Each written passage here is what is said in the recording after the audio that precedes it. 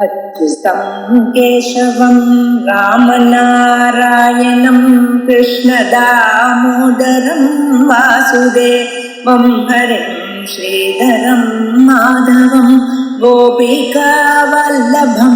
जानकीनायकं रामचन्द्रं भजे अच्युतं केशवं सत्यभामाधवं माधवं श्रीधरं राधितं इन्दिरामन्दिरं चेतसा सुन्दरं देवकी नन्दनं नन्दजं सन्ददे।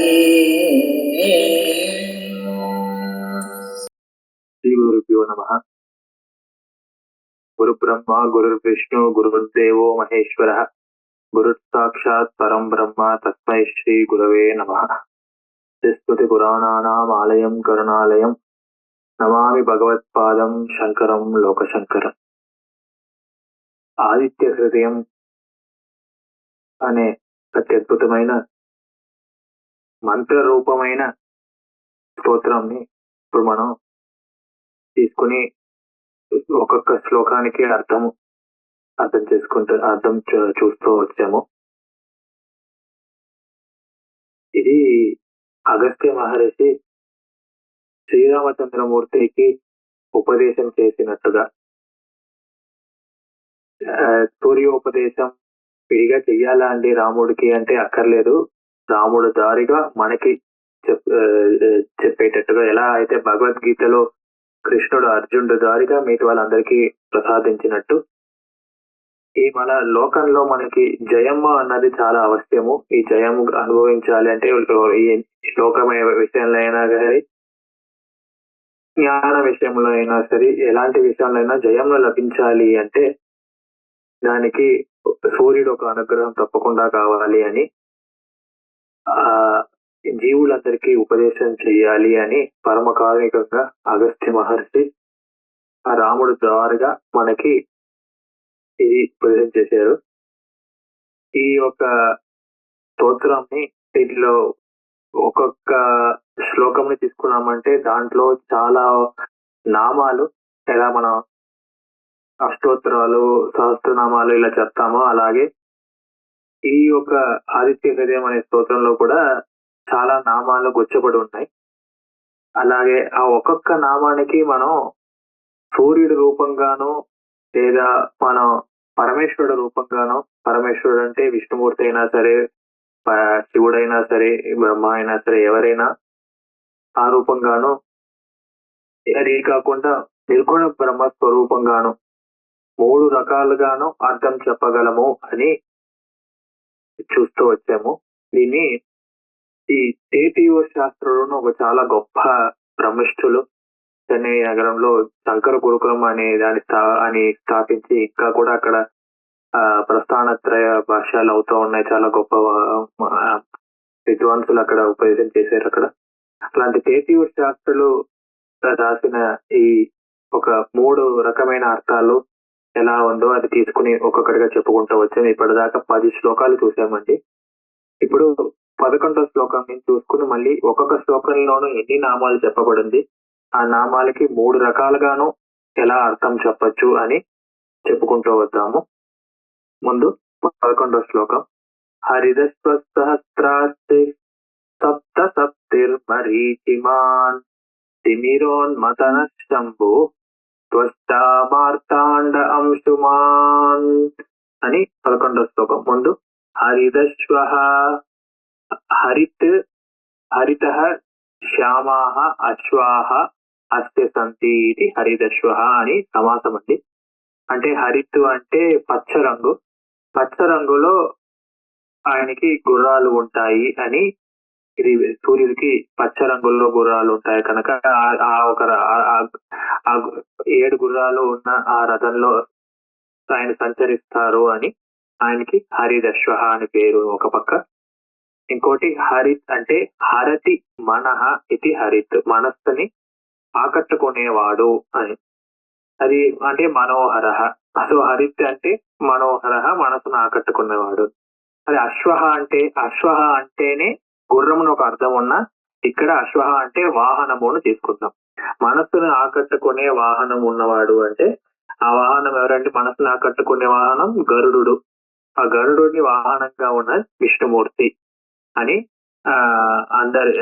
ఇది విష్ణుమూర్తి రూపంగా ఇది అర్థం చెప్పగా, ఇంకో పక్క మూడో అర్థం హరిత దిశ అశ్నాతి వ్యాప్నోతి అంటే హరిత్ అంటేనే అన్ని దిక్కులు అర్థం అండి.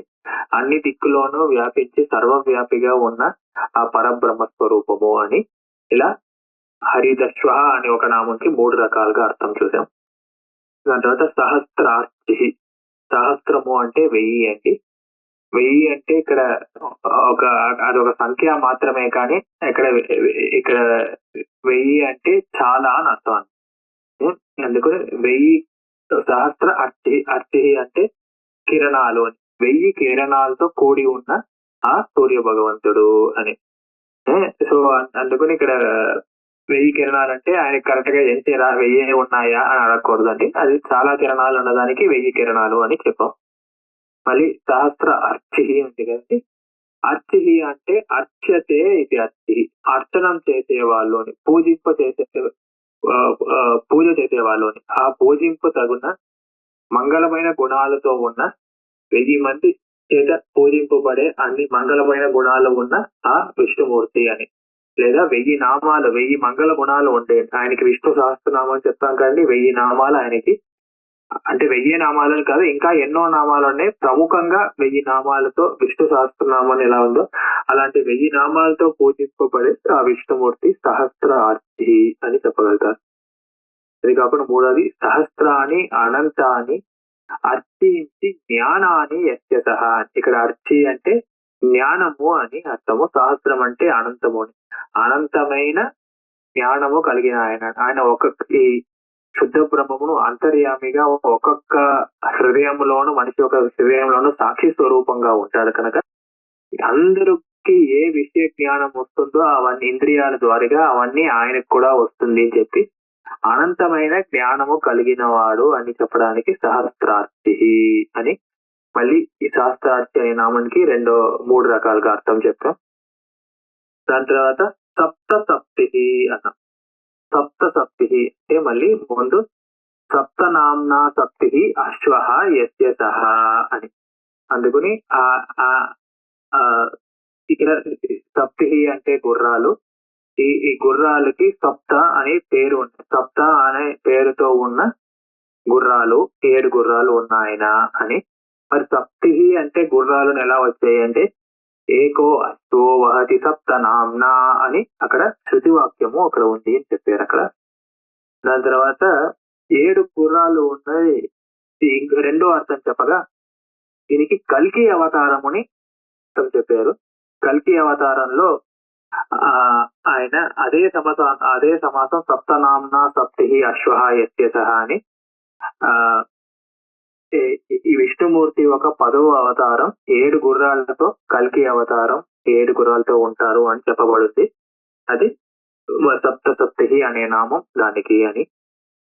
మళ్ళీ 3వ రకంగా అర్థం సప్త శీర్షణ్య ప్రాణాహ ఇంద్రియాని అని. ఈ యొక్క శిరస్సులో 7 బొక్కలు ఉంటాయని చెప్పి ముండకోపనిషత్తులో ద్వే చక్షుషి ద్వే శ్రోత్రే ద్వే చ నాసికే వాక్స ఏకేతి అని ముండకోపనిషత్తులో 7 ఇంద్రియాలు అని చెప్పబడింది. 5 కాకుండా 7 అంటే ఇలా ముఖంలో 2 కళ్ళు, ఒక 2 ముక్కులు, రెండు ముక్కులు, ఒక చెవులు, 2 చెవులు, ఒక బొక్కలు, అది కాకుండా ఒక నోరు అని ఇలా 7 రకంగా కన్నాలు ఉన్నాయి కనుక దీనికి 7 ఇంద్రియాలు సప్త శీర్షణ్య అని. దానికి సప్త ప్రవర్తిని, ఇవన్నిటిని లోపల పోసిన ఎవరు నియంత్రణ చేస్తున్నారో ఆ శుద్ధం బ్రహ్మ అని. 3వ రక సప్తసప్తి. తర్వాత మరీచిమాన్ అని 4వ నామం. మరీచి అంటే ప్రకాశము అని అర్థం అండి. ప్రకాశంతో కూడిన వాడు, మాన్ అంటేనే ఎప్పుడు దాంతో కూడిన వాడు అని అర్థం.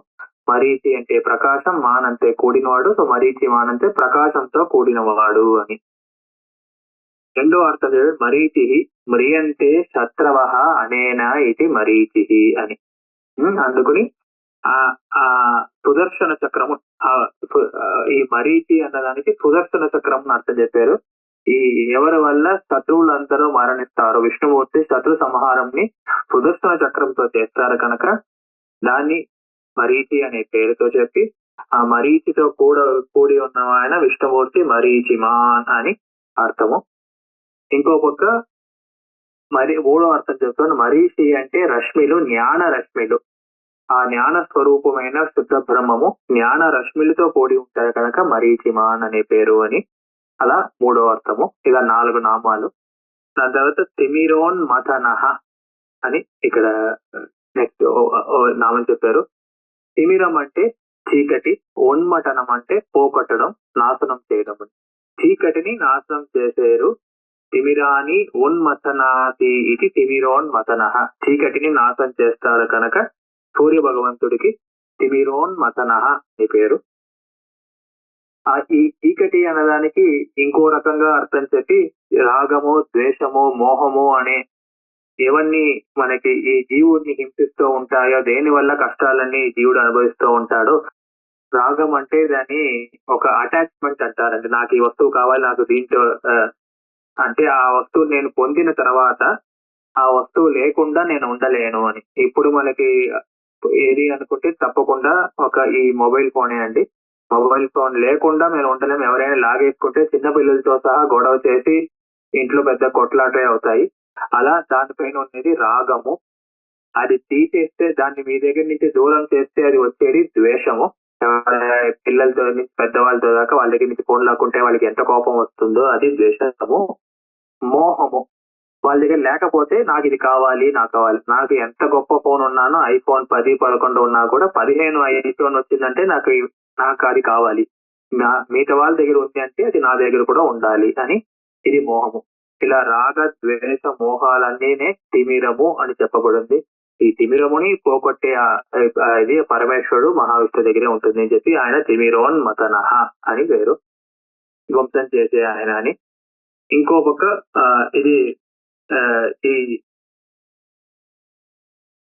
భగవద్గీతలో ఇదే విషయంలో మనిషికి ఈ మోహాలన్నీ ఎలా వస్తాయి అని 2 శ్లోకాలు ఉన్నాయి. జాయతో విషయాన్ పుంస సంగస్తేషు ఉపజాయతే, సంగాత్ సంజాయతే కామః, కామాత్ క్రోధోభిజాయతే, క్రోధాత్ భవతి సమ్మోహః, సమ్మోహాత్ స్మృతి విభ్రమః, స్మృతిభ్రంశాత్ బుద్ధినాశో, బుద్ధినాశాత్ నశ్యతి అని భగవంతుడు కృష్ణ పరమాత్మ భగవద్గీత 2వ అధ్యాయంలో అద్భుతంగా ఒక మనిషికి ఇప్పుడు ఈ అటాచ్మెంట్ అని, ఇప్పుడు ఒక కార్యాలయంలో ఒక ఆఫీస్ లో పనిచేస్తుంటే రోజు ఒకే మొహాన్ని చూస్తూ ఉంటే ఆటోమేటిక్ గా ఆ ఇదిలో అట్రాక్షన్ ఎలా వస్తుంది, సంఘం వస్తూ ఉంటుంది. సంఘం వల్ల కామం వస్తుంది, కామం వల్ల క్రోధం వస్తుంది. మనకి రాదు అని అనుకొస్తే కోపం వస్తుంది, క్రోధం వల్ల మోహం వస్తుంది. అది నాకు కావాలి తీవ్రమైన ఇది. అలా తీవ్రమైనది వస్తే స్మృతి విభ్రమ, నువ్వు ఎలాంటి వాడు, ఎలాంటి దాని నుంచి వచ్చేవి అవన్నీ మర్చిపోతావు. స్మృతి భ్రంశాత్ బుద్ధినాశ, నీ బుద్ధి నాశనం అవుతుంది. సరి అయిన దారిలో ఆలోచించకుండా నాకు ఇది వస్తే చాలు, మీకు ఏదిని నేను అక్కర్లేదు అని అనుకునే బుద్ధి నాశాత్మ నష్టతి, అదే తన నాశానికి దారి తీస్తుంది అని. ఇప్పుడు ఈ లోకంలో మన రోజు అన్ని కార్యాలయంలో ఎక్కడైనా మనం చూసేది ఇలా రాగద్వేషాలు, మోహాలు, కామాలతో కూడి ఉన్న ఇది ఈ లోకంలో. వాళ్ళని కాపాడగలిగే ఆ శక్తి ఆ పరమేశ్వరుడికే ఉందని చెప్పి ఆయనకి తిమిరోన్మథనః అని పేరు అని. 3 రకంగా చెప్తూ అంటే తిమిరో అంటే అజ్ఞానం, అంటే అజ్ఞానం నివర్తించే జ్ఞానస్వరూపుడు ఆ శుద్ధ బ్రహ్మము అని తిమిరోన్మథనః. శంభుః అని, శంభుః అంటే సం సుఖం దదాతి ఇది శంభుః. అంటే శం అంటేనే సుఖము, సుఖముని మనకి కలిగించేవాడు సూర్యుడు అని, మనకి సుఖాన్ని ఎప్పుడు ఆనందాన్ని ఇస్తూ ఉంటాడు అని. ఇంకో పక్కం రెండోది శం దదాతి జ్ఞాన సాధనాన్ని దదాతి ఇది విష్ణు. మనకి ఇంద్రియాలన్నిటినీ సరిగ్గా పనిచేసేలా ప్రసాదం చేసేది విష్ణుమూర్తి కనుక ఆయనకి శంభు అని పేరు. శం అంటేనే మోక్షముకి ఇంకో పేరు, మోక్షం దదాతి ఇది శుద్ధం బ్రహ్మ అని అలా ఇంకోటి చెప్పాము. దాని తర్వాత శంభు త్వష్ట అని ఇంకోది. త్వష్ట అంటే త్వక్షతి జలం తనుం కరోతి, అంటే నీటిని తన కిరణాలతో లాగుకుంటున్నాడు, తన వశం చేస్తున్నాడు అని త్వష్ట అని పేరండి. సూర్య భగవంతుడు తన ఎండలతో తప్పించి నీళ్ళని ఎండిపోయేలా చేస్తారు కదండి, అలా. రెండో అర్థము త్వక్ష్ణోతి త్రిసప్త కృత్వ సక్షత్రియాం భూమి అని, ఈ భూమి మొత్తాన్ని 2 సార్లు ప్రదక్షిణం చేసి క్షత్రియులందరినీ నాశనం చేసిన పరశురాముడు అవతారానికి త్వష్ట అని పేరు అని ఇంకోటి. నారాయణ విష్ణుమూర్తి యొక్క అవతారం పరశురాముడు క్షత్రియుల్ని సంహారం చేయాలని తన భూలోకం అంతా ప్రదర్శనం చేశారు అని. మూడోది త్వక్షతి భక్తానాం జన్మ మరణస్తే అనర్థ ప్రవాహ దుఃఖం, ఈ సంసారం అనేది సాగరాన్ని దాటించి ఆయన అనర్థాల వల్ల వాళ్ళకి వచ్చే దుఃఖాల్ని నాశనం చేస్తారు కనుక త్వష్ట అని పేరు అని. దాని తర్వాత మార్తాండ అంటే మృతో అంటే జాత అని మార్తాండ అని చెప్పారు. అది ప్రమాద సమయంలో సృష్టి చేస్తూ, అంటే మొట్టమొదట సృష్టి చేస్తుంది సూర్యుడు, అందుకని సూర్య చంద్రమతో ధాతాయత పూర్వం అకల్పయత్ అని శృతివాక్యము. అందుకని ఆ అండం నుంచి తీసింది ఫస్ట్ మొట్టమొదటిని సూర్యుడు చేసేది కనుక అడిగి ఆయనకి మార్తాండ అని పేరు. రెండవది అండరూప ప్రపంచ తన్ అనుప్రవిశ్య ఉజ్జీవతి ఇది సగుణం బ్రహ్మ అని, అంటే ఈ అండం అంటేనే ప్రపంచం అర్థం. ఆ ప్రపంచంలో ఒక్కొక్క లోపల ఆయన తనే ప్రవేశం చేసి వాళ్ళందరికీ జడంగా ఉన్న శరీరం లోపల చైతన్యత్వం ఇచ్చిన ఆయన విష్ణుమూర్తి సగుణ ప్రభావం అని. అది తత్వా తదేవాను ప్రావిశత్ అని స్థుతివాక్యము. అది దాని తర్వాత మూడో అర్థము మృతప్రాయణానాం కార్యకరణ సంఘాతానాం చేతయిత అంతరాత్మ అని. అందుకని అందరూ లోపల వెళ్ళి చైతన్యత్వం ప్రసాదించి అందరి జీవులకి చైతన్యత్వం ప్రసాదించే నిర్గుణ బ్రహ్మ అని, ఆయన కూడా మార్తాండ అని పేరు. ఆఖరికి అంశుమాన్ అని. అంశం అంటే కిరణం అండి, కిరణాలు ఉన్నవాడు అంశుమాన్, సూర్యుడు అని పేరు. ఈ అంశాలకి అష్ట ధాతుకి అష్ట వ్యాప్తౌ అని పేరు, అంటే సర్వవ్యాపి అయిన నారాయణుడు అని ఇంకో అర్థం ఉంది. అంతర్బహిష్ట తత్సర్వం వ్యాప్య నారాయణోస్థిత అని పురుషోక్తము. అన్ని చోట్ల నారాయణుడు వ్యాపించి ఉన్నాడు అని, అందుకని ఆయనకి అంశుమా అని పేరు. భగవద్గీతలో మమయ అంశో జీవలోకే అని, జీవులందరికీ అంశంగా ఆ పరమేశ్వరుడు ఉన్నాడు, ఆయనకి నా ఒక అంశాలే ఈ జీవులందరూ అని పరమేశ్వరుడు భగవద్గీతలో చెప్పబడింది. అందుకని ఆయనకు కూడా అంశుమా అని పేరు. అలా ఒక్క శ్లోకంలో మనం 9 నామాలు, ఆ 9 నామాలకి 3 రకాలుగా అర్థం చేసుకుని 27 అర్థాలు చూసాము. అందుకని ఈ శ్లోకంలో హరిదత్వాయ నమః, సహస్రార్చితే నమః, సప్తసత్యే నమః, మరీచిమతే నమః, తిమిరోన్మతనాయ నమః, శంభవే నమః, త్వష్టే నమః, మార్తాండాయ నమః, అంశుమతే నమః అని 9 నామాలు చూసాము. దాని తర్వాత 12వ శ్లోకంకి వెళ్దాం. హిరణ్యగర్భశిశిరస్తపనో భాస్కరో రవి, అగ్నిగర్భో అదితే పుత్ర శంకశిశిర నారసనః అని 12వ శ్లోకం. హిరణ్య గర్భ అని ముందు నామా అండి. హిరణ్యస్య బ్రహ్మాండస్య గర్భ మధ్య భాగ అని. హిరణ్యం అంటే బ్రహ్మాండము, ప్రపంచము. ఆ ప్రపంచానికి మధ్య భాగంలో గర్భ అంటే మధ్య భాగం అండి. ఆ ప్రపంచానికి మధ్య భాగంలో ఉండే ఆ సూర్యుడు అని మొదట అర్థం. హిరణ్యం ఇత రమణీయం గర్భం అంతఃకరణం యస్యతః అని, అంటే రమణీయమైన మనస్సు. అలాంటి మనస్సు సాధనముగా ఉంటే విష్ణుమూర్తిని తెలుసుకోగలము. ఏ ఒక్కరు రమణీయమైన, హిరణ్యం అంటే ఇత రమణీయం, అది రమణీయమైన అని. గర్భ అంటే మధ్యలో ఒక మనిషి కూర్చుని ఉంటే తన హృదయం అన్నది మధ్య భాగంలో వస్తుంది. ఆ మధ్య భాగంలో ఉండే గర్భము మధ్య భాగంలో ఉండేది అంతఃకరణం కనుక రమణీయమైన మనస్సు ఉంటే ఎవరిని తెలుసుకోగలమో ఆ విష్ణుమూర్తికి హిరణ్య గర్భ అని పేరు. అది మనసైవాను ద్రష్టవ్యం అని మనస్సుతోనే తెలుసుకోగలము అలా చెప్పబడింది స్థితి. ఇంకోటి సృష్టి స్థితి లయ అది కారణం ఎవరంటే బ్రహ్మ విష్ణు మహేశ్వరులు. వాళ్ళందరికీ ఒక సమష్టి పురుషుడు హిరణ్య గర్భుడి పేరు. హిరణ్య గర్భుడే వీళ్ళ ఈ బ్రహ్మ విష్ణు మహేశ్వరుని విరాట్ పురుషులు అంటాము. ఆ హిరణ్య గర్భుడే సృష్టి చేస్తూ అంటే ప్రజాపతి గాను బ్రహ్మగాను, స్థితి కారణంలో విష్ణుమూర్తి గాను, లయ కారణంలో రుద్రుడు గాను పరమేశ్వరుడు గాను అలా ఉంటున్నాడు అని చెప్పి వాళ్ళ ముగ్గురు ఒక సమష్టి స్వరూపం హిరణ్య గర్భుడు అంటాము అని చెప్పి శుద్ధ బ్రహ్మ అది హిరణ్య గర్భుడు అనే అర్థంతో చెప్పబడింది. దాని తర్వాత శిశిరః అంటే శైత్యం దదాతి ఇది శిశిరః. శైత్యం అంటే చల్లతనం వర్షం దారిగా ఇచ్చేవాడు ఆ సూర్యుడు. ఎప్పుడు ఎండ ఎక్కువైందంటేనే ఒక ఇది నీళ్ళన్నిటినీ లాగేసుకొని మళ్ళీ మేఘాల్లో పెట్టి ఆ మేఘాల దారిగా మళ్ళీ వర్షం వచ్చేలా చేసేది సూర్యుడు. యాభిః ఆదిత్య తపతి రశ్మిభిః పర్జన్యో వర్షతి అని చెప్పబడింది వేదంలో. అందుకని వర్షానికి కారణం. మళ్ళీ అదే అర్థం శైత్యం దదాతి ఇది శిశిరః.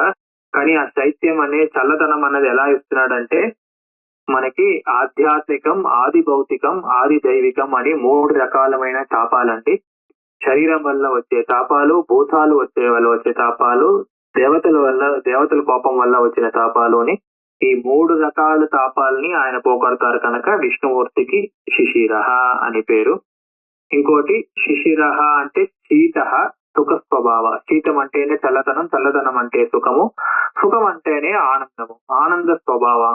ఆ పరమేశ్వరుడు ఆనందో బ్రహ్మేత్యభిజానాద్ అని ఆనంద స్వరూపంగా ఉంటాడు కనుక ఆయనకి ఆ నిర్గుణ బ్రహ్మకి శిశిరః అని పేరు. దాని తర్వాత తపనః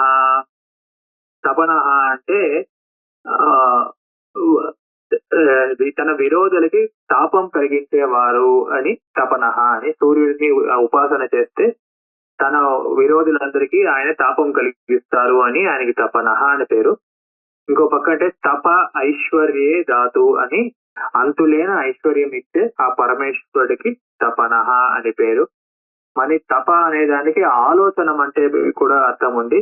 జ్ఞాన స్వరూపంగా ఉండే బ్రహ్మ ఈక్షతే లోకాన్నుసృజేతి అని ఐతరేయ ఉపనిషత్తులో ఆయన తపరూపమైన ఆలోచన చేసి ఈ లోకాన్ని సృష్టి చేశారు అని ఆయనకి తపనః అని పేరు అని చెప్పబడింది. దాని తర్వాత భాస్కరః అంటే భా అంటేనే ప్రకాశం అండి. భాస్కరః అంటే ప్రకాశ స్వరూపుడు సూర్యుడు అని. అది కాకుండా రెండో అర్థం ప్రకాశయతి లోకం. ఈ లోకాన్నంతా ప్రకాశిస్తున్నాడు, జీవులందరికీ కారణంగా ఉన్నాడు, జీవులు అన్ని చూసేందుకు కారణంగా ఉన్నాడు విష్ణుమూర్తి. భా అంటేనే జ్ఞానం దదాతి ఇది శుద్ధ బ్రహ్మ అని 3వ అర్థము కూడా చెప్పబడింది అక్కడ. దాని తర్వాత రవిః అనే దానికి రూయతే తూయతే సర్వైః ఇది రవిః అని. మన రవి అనే నామము చాలా వినుంటాం మనం. రవి అంటేనే సూర్యుడు అందరికీ తెలుసు. కానీ సంస్కృతం ఒక గొప్పతనం ఏంటంటే ఒక్కొక్క పేరుకి ఒక్కొక్క నామానికి దాని వెనకాల ఒక ధాతు రూపం ఉంటుంది. ఆ ధాతు వల్ల ఒక క్రియారూపమైన ధాతు, ఆ ధాతుకు అర్థం ఉంది. దాని వల్ల ఈ నామానికి ఈ పేరు వచ్చింది అని ఉంటుంది. ఒక చిన్న ఒక శబ్దం తీసుకున్న అలా రవి అని ఒక చిన్న శబ్దానికి రూయతే తూయతే సర్వైః ఇది రవిః. అందరి చేత పూజింపబడేవాడు అని సూర్యుడికి రవి అని పేరు. ఇంకో పక్క రౌతి ఉపదిశతి వేదానిది రవిః. అందరికి వేదాలు ఉపదేశం చేసే ఆ బ్రహ్మ ప్రజాపతికి ఇంకో పక్క రవి అని పేరు. రూయతే తూయతే వేదైః అని వేదాల చేత స్తోత్రం చేయబడిన ఆ శుద్ధం బ్రహ్మ అని. శాస్త్రయో నిత్వాత్ అని సూత్రభాషలో ఒక అధికరణం. కేవలం శాస్త్రైక వేద్యం వేదైక వేద్యం వేదవేద్యుడైన ఆ శుద్ధ బ్రహ్మ అని చెప్పబడింది అక్కడ. దానికే ఇక్కడ రవిః అని అర్థము. దాని తర్వాత అగ్నిగర్భ అంటే దివా అగ్ని గర్భే యస్యతః అని. ఆయన పొద్దున పూట ఆయన అగ్ని ఎవరికి గర్భంగా ఉంటుందో అని. అలాంటి హనుమంతుడికే అంత గొప్ప హనుమంతుడినే తన మూతి కాల్చిన వాడు అగ్ని స్వరూపంగా ఎప్పుడూనే తన లోపల అగ్ని పెట్టుకుని ఉంటాడు అని ఆయనకి అగ్ని గర్భ అని పేరు. దాని తర్వాత అగ్ని అంటేనే కాలా రుద్ర, రుద్రుడిని గర్భంలో పెట్టుకున్నవాడు. అగ్ని అంటేనే రుద్రుడు, రుద్రుడిని గర్భంలో పెట్టుకున్నవాడు అంటే ఎవరి దగ్గర నుంచి రుద్రుడు పుట్టుకొచ్చాడు? ఆ నారాయణుని. నారాయణాత్ రుద్రోజాయత అని స్థుతి. అందుకు నా విష్ణుమూర్తికి అగ్ని గర్భ అని పేరు. దాని తర్వాత అగ్ని అంటేనే 5 భూతాలు ఉన్నాయి, పంచభూతాలు ఉన్నాయండి. పృథివీ, అప్పు, తేజో, వాయు ఇదిని. అక్కడ ఆకాశం అని, అక్కడ అగ్ని అనేదాని ఒక భూతం కనుక ఇక్కడ పంచభూతానికి ఉపలక్షణం తేజస్ అంటే ఇక్కడ అగ్ని, పంచ భూతాలకి ఉపలక్షణంగా ఇక్కడ అగ్ని చెప్పబడింది. అందుకు అగ్ని అనే శబ్దానికి ప్రపంచము అని అర్థము.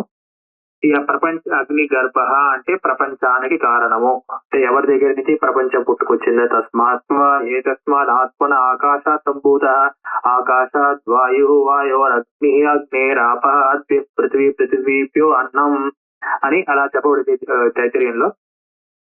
ఎవరి దగ్గర నుంచి ఈ లోకమంతా పుట్టిందో అని ఆ శుద్ధ బ్రహ్మానికి ఇలా అగ్ని గర్భ అని పేరు. దాని తర్వాత అదితి, అదితేహే పుత్ర. అదితి కాశ్యప ప్రజాపతికి, మహర్షి కాశ్యప ప్రజాపతి తనకి దితి అదితి అని 2 భార్యలు ఉండగా ఈ అదితికి అందరూ దేవతలందరూ పుట్టారు. దాంట్లో ఒకడుగా ఈ సూర్యుడు ఉన్నాడు కనుక అదితేహే పుత్ర. ఇంకో పక్క పుత్ర అంటే పుం త్రాయతే ఇది పుత్ర అంటే ఎవరి చేత పూజింపబడుతుందో అని. ఇక్కడ అదితి అంటే ఇంద్రుడు, ఇంద్రుడి చేత పుత్ర అంటే పూజింపబడడం అర్థం. ఇంద్రుడి చేత పూజింపబడేది ఇక్కడ విష్ణుమూర్తి అని. దాని తర్వాత 3వ రకము తిథి అంటే నాశనం అయ్యేది అర్థం అండి. అదితి అంటే నాశనం లేదు అని. తిథి నాశ నవిద్యతే యస్య తస్య పుత్ర, ఎవరికైతే నాశనం లేదో తన పుత్రుడు అని. మరి బ్రహ్మ విద్య అదితి తస్మాత్ జాయతే ఇది బ్రహ్మ. ఇది నాశనం లేదు. బ్రహ్మ విద్య, బ్రహ్మ విద్య నాశనం, దానికి వేదాలు దాని అనాదిగా ఉంది, దానికి నాశనం లేదు కనుక దాని నుంచి వచ్చేది బ్రహ్మ. బ్రహ్మవిత్ బ్రహ్మైవ భవతి అని, బ్రహ్మను తెలుసుకున్నవాడు బ్రహ్మే అవుతాడు అని చెప్పి ఈ బ్రహ్మ జ్ఞానం నుంచి పుట్టుకొచ్చింది బ్రహ్మ అని. ఆ బ్రహ్మకు కూడా అదితేహే పుత్ర అని అర్థము. దాని తర్వాత శంకః అని. శంకః అంటే సమేకః.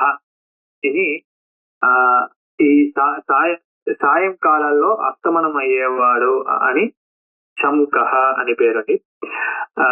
ఇంకో పక్క శం సుఖం కే ఆకాశే హృదయాకాశే యస్యతః. హృదయాకాశంలో జీవుడు హృదయాకాశంలో ఉండి అందరికీ ఆనందం ఇచ్చే ఈ సగుణ బ్రహ్మముని అర్థము. దాని తర్వాత 3వ శంకః అంటే శం ఖం అని. శం అనే వాటికి ఒక అర్థము, ఖం అనే ఒక మాట వాడతాను. శం అంటే సుఖము, ఖం అంటే ఆకాశము అని. సుఖ స్వరూపంగాను ఆకాశ స్వరూపంగాను ఉనే ఆ శుద్ధ బ్రహ్మన్. ఏదేశ ఆకాశో ఆనందో నస్యాత్ అని శృతి ఉంది, శుద్ధ బ్రహ్మన్ చెప్పబడి. అలా శంకః అంటే శుద్ధ బ్రహ్మన్ అర్థం. దాని తర్వాత శిశిర నాశన. శిశిరం హిమం నాశేటి, చల్లతనాన్ని నాశనం చేసే సూర్యుడు.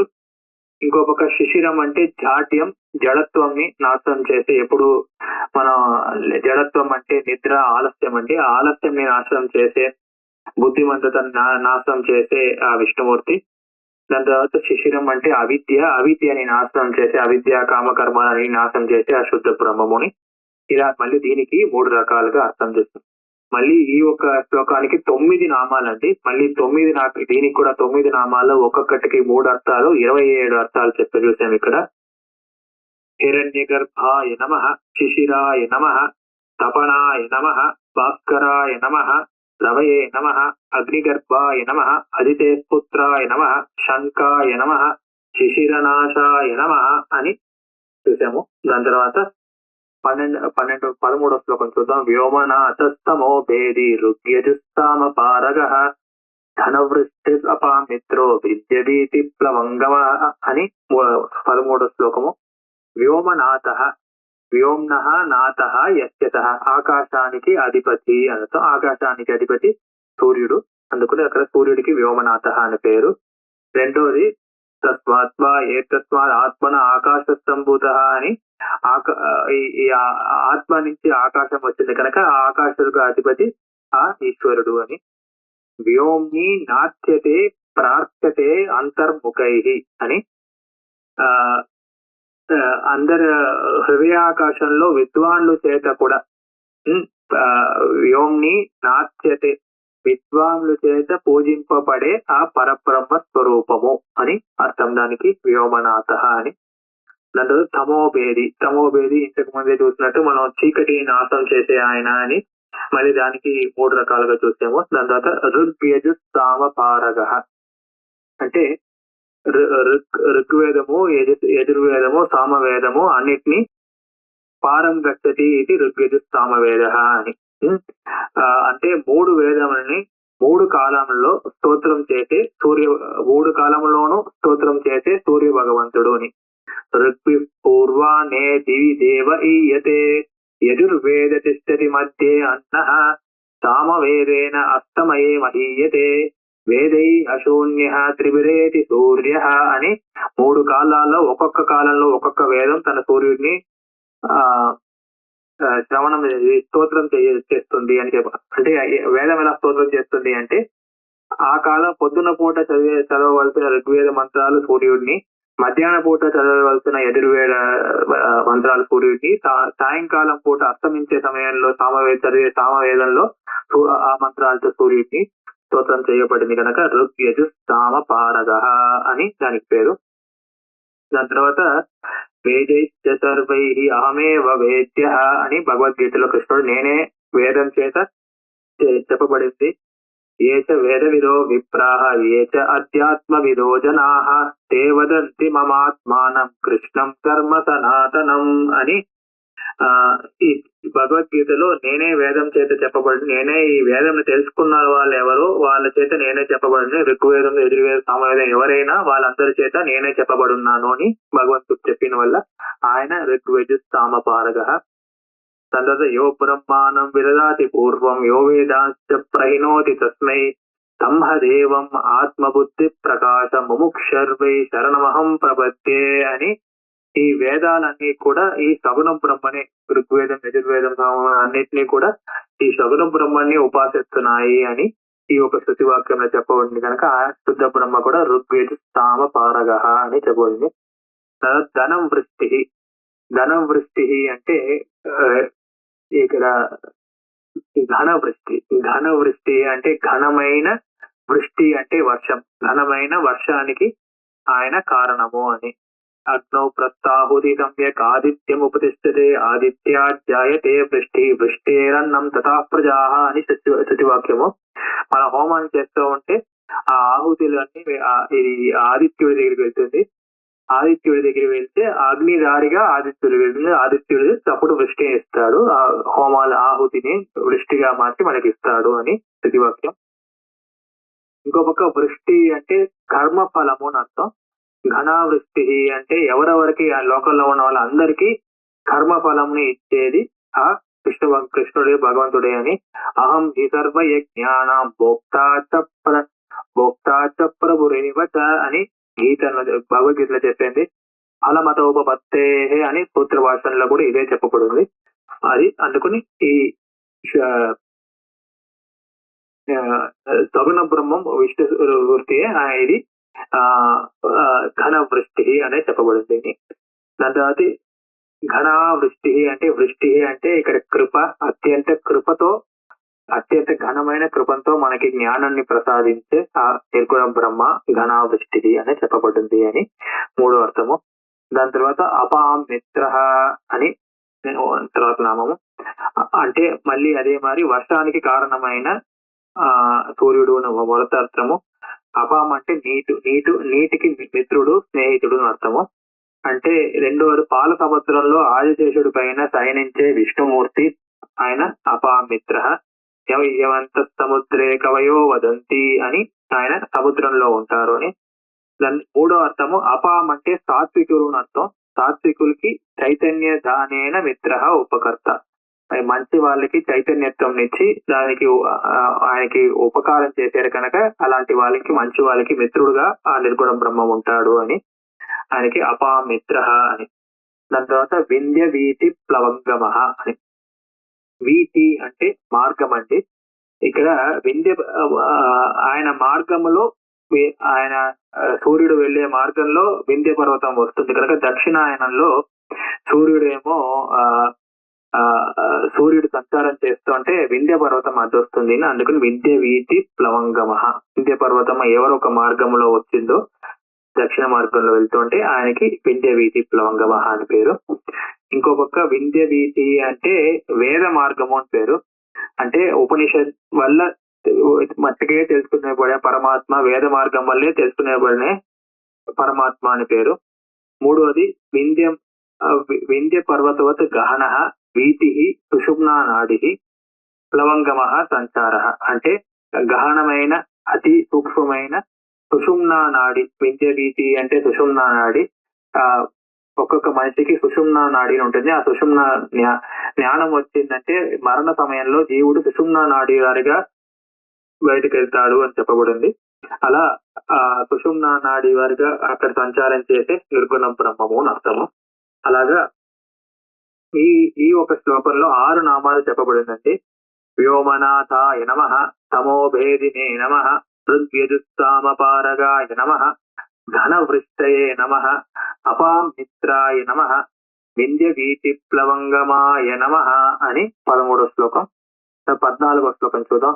ఆతపి మండలీ మృత్యు పింగళ సర్వతాపనః కవిర్విశ్వో మహాతేజ రక్త సర్వభవోద్భవ అని. ఆతపి అంటే ఆతప అస్తి ఇది ఆతప. ఆతప అంటే కిరణాలు ఆయనకు ఉన్నాయి కనుక ఆతపి అని పేరు.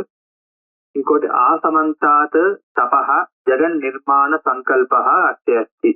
తపం అంటే ఇంతకుముందు జగన్ నిర్మాణ కల్పము చూసాము. యస్య జ్ఞానమయం తపః అని జగత్తుని తన ఇష్టతోనే నిర్మాణం చేయగలిగే సామర్థ్యం ఉన్న ఆయన ఆతపి అని పేరు. తపాంసి సర్వాణి చయద్వదంతి అని పరబ్రహ్మ స్వరూపం. ఆతపి అంటే తపస్సు వల్ల తెలుసుకోబడే ఆ పరమేశ్వరుడు ఆతపి అని పరబ్రహ్మ అని పేరు. దాని తర్వాత మండలి అని మండలాకారంలో అంటే వలయములా ఉన్న గుండ్రంగా ఉన్న ఆకారంలో ఉన్నారు కనుక ఆయన సూర్యుడికి మండలి పేరు.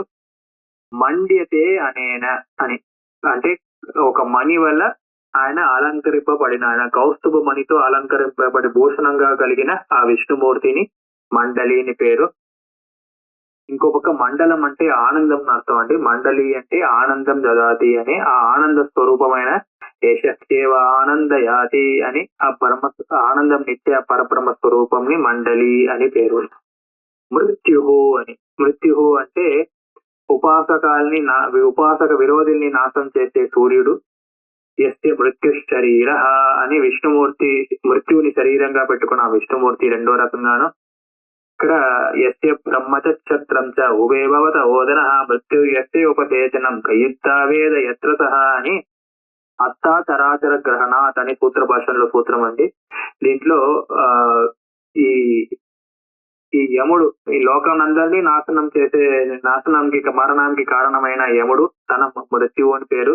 ఆ మృత్యువునే ఈయన కల్పాంతంలో ఈయన సంహారం చేస్తారు కనుక ఆ మృత్యుని ఉపసేచనముగా పచ్చడి అంటారు. ఆయన అందరినీ భక్షణం చేస్తున్నారని మృత్యువుని పచ్చడిగా తినేసే అంత సామర్థ్యం ఉండే ఆ బ్రహ్మకి మృత్యుని ఇంకో పేరు అని ఇది చూసాము. దాని తర్వాత పింగళహ అని. పింగళహ అంటే పసుపు రంగు, అంటే ఉదయించే సూర్యుడు పసుపు రంగులో ఉంటాడు కనుక పింగళహ అని పేరు. ఇంకో పక్క పింగతి మేలతి ఇది పింగళహ అని. అంటే అత్యంత దయాస్వరూపమైన పరమేశ్వరుడు, నిష్కించిన జనప్రియ అని.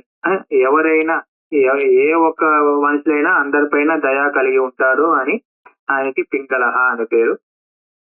ఇంకో మూడో అర్థం పింగళా నాడి. పింగళా నాడిలో సంచారం చేసేడు ప్రాణం.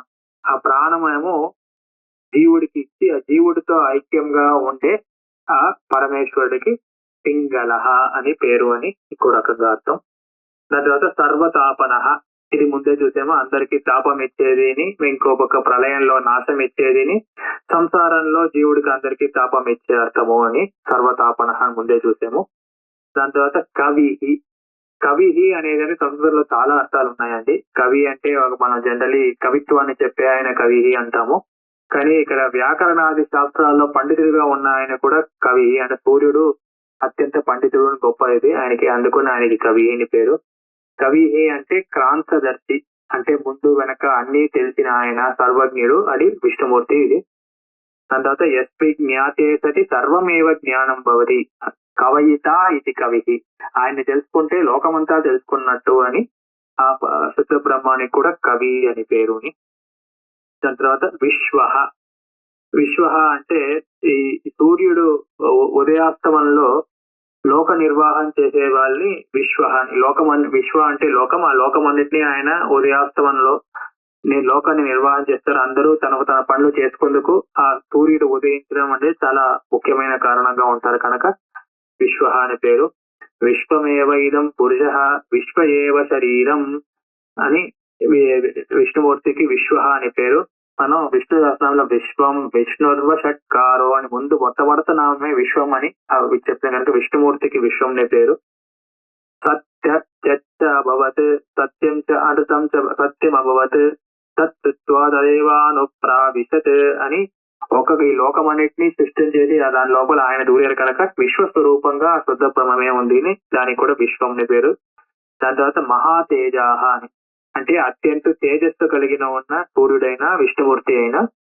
ఇంకోటి మహత్తు అంటేనే చాలా పెద్ద అని అర్థం అండి. దేశ పరిచ్ఛేదం లేని, కాల పరిచ్ఛేదం లేని, వస్తు పరిచ్ఛేదం అంటే అది లేని చోటు లేదు అని, అంటే అన్ని వస్తువుల్లోనూ అన్ని కాలాల్లోనూ అన్ని దేశాల్లోనూ ఉన్న ఆ పరమేశ్వరుడికి మహా అని పేరు, అందుకని ఆయన మహా తేజ అని, అత్యంత తేజస్వరూపముని ఆయనకి పేరు. రక్త, రక్తం అంటే ఎర్ర రంగు, అది అనుగ్రహ రూపంగా ఉంటుంది. అది సూర్యుడికి అనుగ్రహ రూపంగా, విష్ణుమూర్తికి అనుగ్రహ రూపంగా, లేకపోతే సంసార సాగరం నుంచి కాపాడేందుకు నిర్గుణ బ్రహ్మకి అనుగ్రహ రూపంగా ఉంటుంది రక్త అని.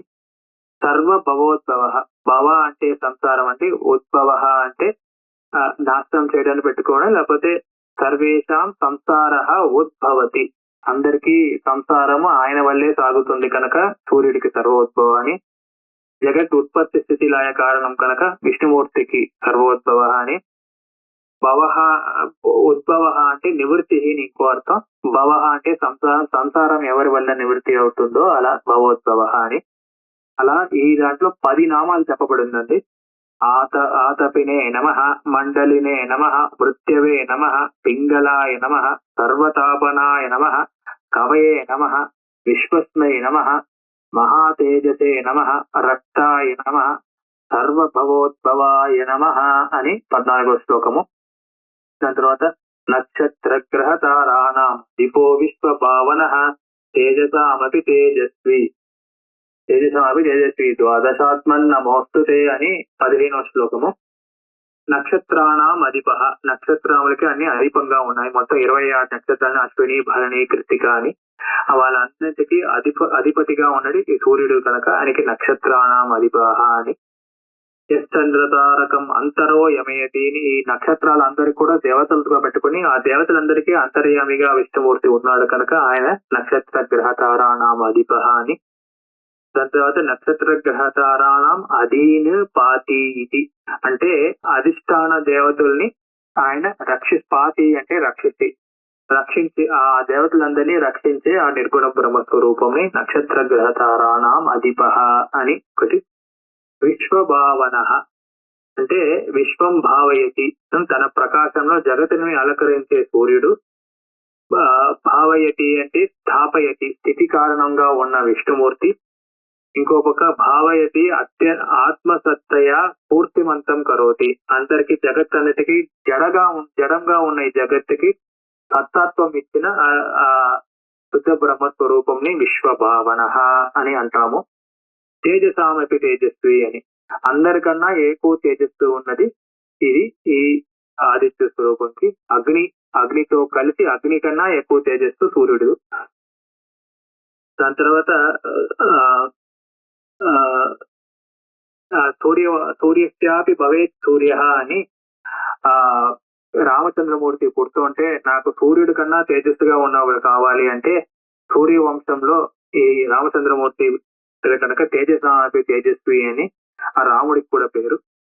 దాని తర్వాత నతత్ర సూర్యో భాతి నచంద్ర తారకం నేమా విద్యుతో భాంతి కుతోయమగ్ని తమేవ భాంతం అనుభాతి సర్వం తస్య భాత సర్వమిదం విభాతి అని సూర్యుడైనా సరే అగ్ని అయినా సరే తనకు తేజస్సు లేదు, తను ఈ పరమేశ్వరుడి దగ్గర తేజస్సు తీసుకుని ఆ తేజస్సు వల్లే అవన్నీ ప్రకాశిస్తున్నాయని శృతి చెప్పబడింది.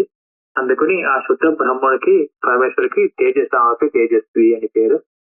దాని తర్వాత ద్వాదశాత్మన్ నమోస్తుతే, ద్వాదశాత్మ అని ద్వాదశ ఆత్మన మూర్తయ యస్యసః అని.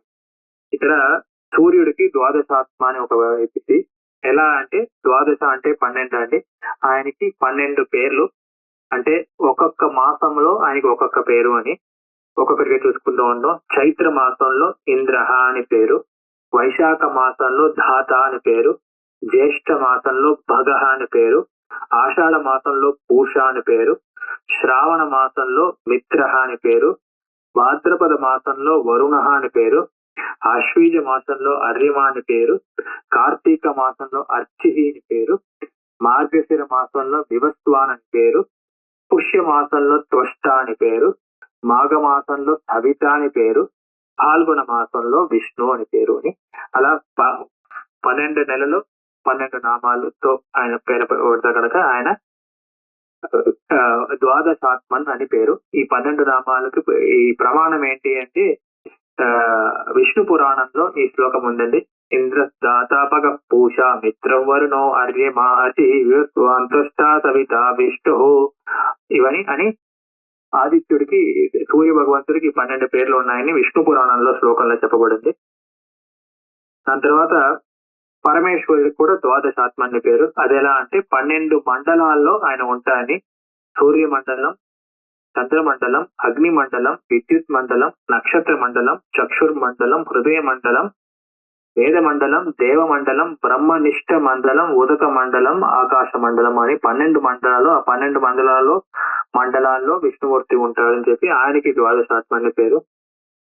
ఇదే శుద్ధ బ్రహ్మాన్ని కూడా మన శరీరంలో 12 చక్రాలు ఉన్నాయి. ఆ 12 చక్రాల్లో ద్వాదశ స్థానే ఆత్మస్వరూపం ఉపలభ్యతే యస్యదః అని సమాధి దశలో జీవుడు పరమాత్మని ఈ 12 చోట్లలోనూ తెలుసుకోగలుగుతాడు అని.